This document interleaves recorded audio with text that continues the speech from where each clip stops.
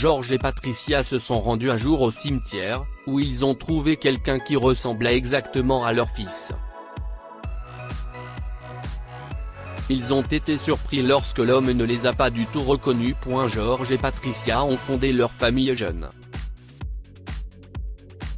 Ils avaient la cinquantaine, et attendaient des jumeaux. Pendant cette période, Patricia a eu une grossesse saine. Comme elle attendait des jumeaux, elle a donné naissance à deux beaux jeunes garçons en bonne santé à 37 semaines qu'elle a appelés Roy et Patrick.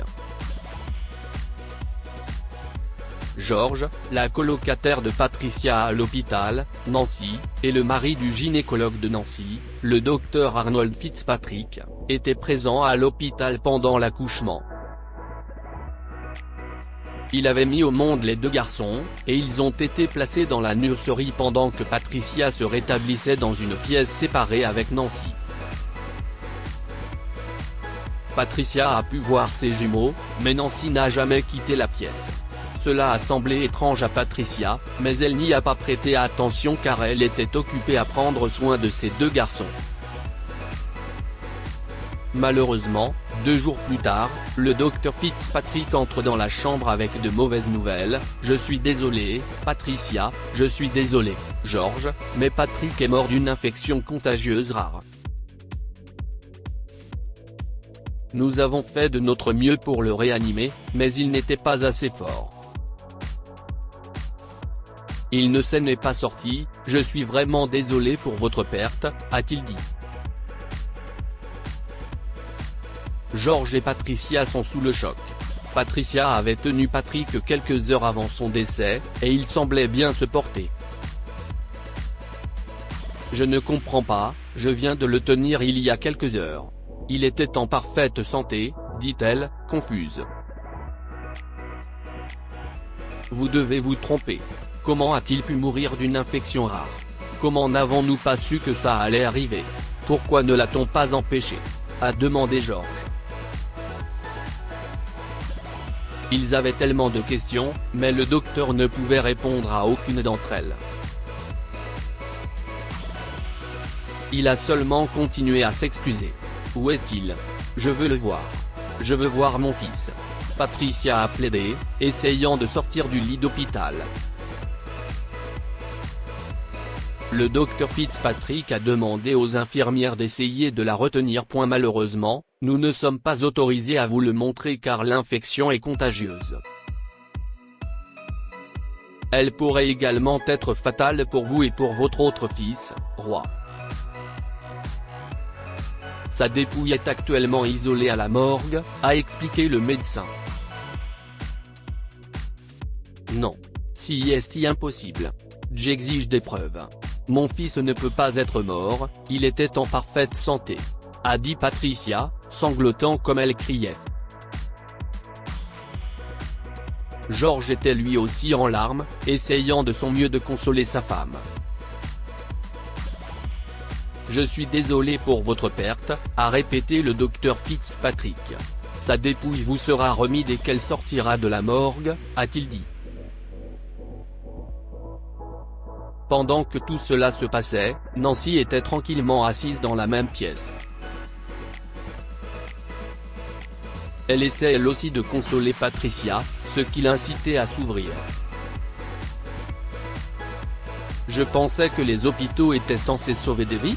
Comment ont-ils pu laisser mon pauvre bébé mourir de cette façon? Si est impossible qu'il ait été malade. Il était en parfaite santé, a dit Patricia, qui pleurait encore. Je suis désolé, Patricia. Je sais que cela doit être difficile. Sachez simplement que votre fils est maintenant en paix et libéré de la douleur. Vous devez rester forte pour Roy, a-t-elle dit. Ce jour-là, Nancy a consolé Patricia, qui a réalisé que, même si elle n'avait jamais vu Nancy avec son enfant, elle devait avoir de l'empathie pour elle, car elles étaient toutes deux mères. Lorsque Patricia est sortie de l'hôpital après la sortie de la dépouille de Patrick, elle n'a plus jamais revu Nancy. Elle n'a jamais pu voir le bébé de Nancy et en voulait quelque peu au docteur Fitzpatrick pour ce qui était arrivé à leur fils. Cependant, elle n'a pas donné suite à cette rancune car elle voulait s'occuper correctement de Roy. Par la suite, elle, George et Roy ont organisé des funérailles discrètes pour Patrick à leur domicile. Comme elle a toujours voulu être proche de lui, ils ont décidé de garder son urne dans leur maison. 27 ans plus tard, George et Patricia vivent à Los Angeles avec leur fils Roy.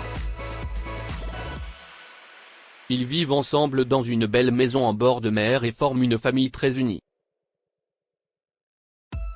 Tous les 2 mois, ils allaient rendre visite à la défunte mère de Patricia, Stacy, au cimetière.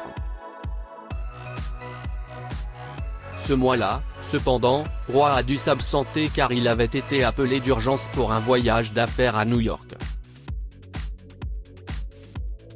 Après avoir déposé des fleurs sur la tombe de Stacy ce jour-là, George et Patricia ont été surpris de voir un homme ressemblant exactement à Roy assis près d'une tombe voisine. Roy: qu'est-ce que tu fais là? Je pensais que tu avais un voyage d'affaires à New York? Demande Patricia, surprise. L'homme la regarde, perplexe. Je suis désolé, mais qui êtes-vous? Je ne vous connais pas. Mon nom n'est pas Roy, si est Steve, a-t-il répondu. Si est juste que. Vous ressemblez exactement à mon fils Roy, et il est censé avoir un frère jumeau mais il est mort peu après sa naissance. Si est tellement étrange. Je suis désolé de vous déranger, dit Patricia, s'accrochant à George alors qu'elle sentait ses genoux faiblir. Lui et Roy sont identiques. Comment est-ce possible? Se dit-elle. Eh bien, vous avez dû me confondre avec quelqu'un d'autre parce que je rends visite à ma mère récemment décédée, a-t-il répondu. Si est-il? Patricia a demandé en pointant du doigt la photo qu'il tenait dans sa main. Il a hoché la tête et lui a montré la photo complète. Patricia était surprise de voir un visage familier. Elle avait vu Nancy pour la dernière fois il y a 27 ans à l'hôpital, mais elle savait que c'était elle. Tant de pensées se sont brusquement bousculées dans sa tête à ce moment-là qu'elle n'a pu s'empêcher de souffler. Comment Steve pouvait-il ressembler à Roy s'il était le fils de Nancy?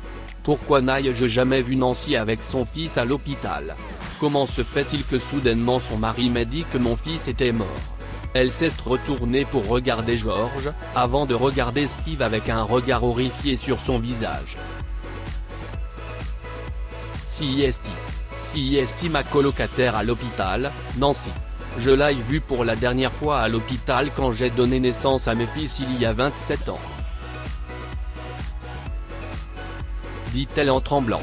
George, ce n'est pas possible. Elle s'est accrochée à lui encore plus fort. À ce moment-là, George a voulu savoir ce qui se passait aussi. Comme il voyait que Steve commençait à s'ennuyer, il a décidé de lui donner sa carte de visite. Est-ce que tu aimerais venir chez nous un de ces jours? Si est juste que. Je ne veux pas te faire peur, mais il y a des coïncidences que nous venons de découvrir et qui nous donnent l'étrange sentiment que tu es en fait notre fils, aussi étrange que cela puisse paraître, a-t-il dit. Steve a soudainement regardé Patricia et George. Il s'est rendu compte de certaines similitudes entre lui et ces deux-là, qu'il ne pouvait pas effacer de son esprit maintenant qu'il les regardait. Voulant obtenir des réponses, il a pris la carte de George. Patricia et lui ont pris cela comme un signal pour laisser Steve tranquille et rentrer chez eux. Quelques jours plus tard, Steve est venu chez eux, désireux de connaître la vérité. Il avait également fait quelques recherches lui-même et a commencé à rassembler les pièces du puzzle. Quand j'avais 13 ans, j'ai accidentellement découvert que mes parents n'étaient pas mes vrais parents. Maman a fini par admettre que j'avais été adopté. J'ai maintenant 27 ans, a-t-il déclaré. Eh bien, Steve, j'ai donné naissance à des jumeaux il y a 27 ans. Voici les documents, les certificats de naissance et les photos de mon fils Roi et de son frère jumeau. Nous l'avons appelé Patrick, a-t-elle expliqué en étalant tous les papiers sur la table. Je n'ai jamais obtenu la vérité de mes parents parce qu'ils n'ont jamais voulu me la dire. Mon père est mort quand j'avais 12 ans, et ma mère est morte il y a quelques semaines. Tout ce que je savais, c'est que ma mère avait donné naissance à un enfant mort-né, a expliqué Steve. La femme sur la photo que vous teniez, ma colocataire à l'hôpital, Nancy, je ne l'ai jamais vue avec son enfant pendant les 3 jours où j'ai été confiné à l'hôpital. Pas une seule fois elle n'a quitté la chambre pour nourrir son bébé ou même pour le voir, a commencé Patricia. Vous ressemblez exactement à Roi. Nancy était ma colocataire à l'hôpital et votre mère adoptive, et vous avez aussi 27 ans. Quand ils ont commencé à tout reconstituer, ils se sont tous tus. Ils ont tout compris. Nancy avait fait une fausse couche, c'est pourquoi elle était à l'hôpital. Elle et son mari, le Dr Fitzpatrick, ont décidé de voler l'un des bébés de Patricia et George pour l'élever comme le leur, et les cendres qu'ils l'ont donné à Patricia et George étaient celles de leur enfant mort-né. Steve avait le cœur brisé. Il avait l'impression que sa vie entière n'était qu'un mensonge. J'ai grandi en me sentant aimé par Nancy, mais je ne pensais pas qu'elle pouvait me trahir de la sorte. J'ai toujours eu l'impression qu'une partie de moi manquait, et maintenant je sais pourquoi, a-t-il sangloté. Il a ensuite pris Patricia et George dans ses bras, qui étaient également en larmes. Ils avaient envie de tenir à nouveau leur fils dans leurs bras, et ils n'arrivaient pas à croire qu'il était réellement avec eux à la maison. J'aimerais beaucoup apprendre à vous connaître. Ma vraie famille, a dit Steve alors qu'ils se séparaient de leur câlin. Bien sûr, mon cœur. Nous ne voulons rien de plus que cela aussi, dit Patricia, en larmes. Elle prend Steve dans ses bras et le serre à nouveau pendant quelques secondes. Lorsque Roi est rentré de son voyage d'affaires, ils ont décidé de faire un test ADN en famille. Tous les tests ont donné 100% positif, et il a été confirmé que Steve faisait partie de leur famille.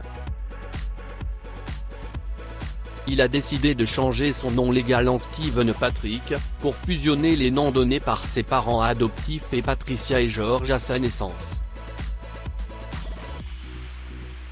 Roi et Steve s'entendaient très bien, comme s'ils se connaissaient depuis toujours. La famille heureuse vivait ensemble et passait la plupart de son temps à sourire, à profiter des voyages et à partager des histoires les uns avec les autres. Que pouvons-nous apprendre de cette histoire? Il n'est jamais trop tard pour recommencer à zéro. Steve n'a jamais pensé qu'il rencontrerait ses parents biologiques, mais une rencontre fortuite lui a permis de les rencontrer et de repartir à zéro avec eux. La vérité triomphe toujours. Alors que Nancy et Arnold se sont tirés avec leurs crimes, Steve a fini par retrouver le chemin de sa vraie famille. Partagez cette histoire avec vos proches. Elle pourrait les inspirer et illuminer leur journée. Lire aussi, 1 an après le décès de son fils, une femme voit la tombe de sa belle-fille au cimetière. Histoire du jour. Cette histoire est inspirée par l'histoire d'un de nos lecteurs et écrite par un rédacteur professionnel. Toute ressemblance avec de véritables noms ou lieux est une pure coïncidence. Toutes les images sont utilisées uniquement à des fins d'illustration. Partagez votre histoire avec nous. Elle changera peut-être la vie de quelqu'un.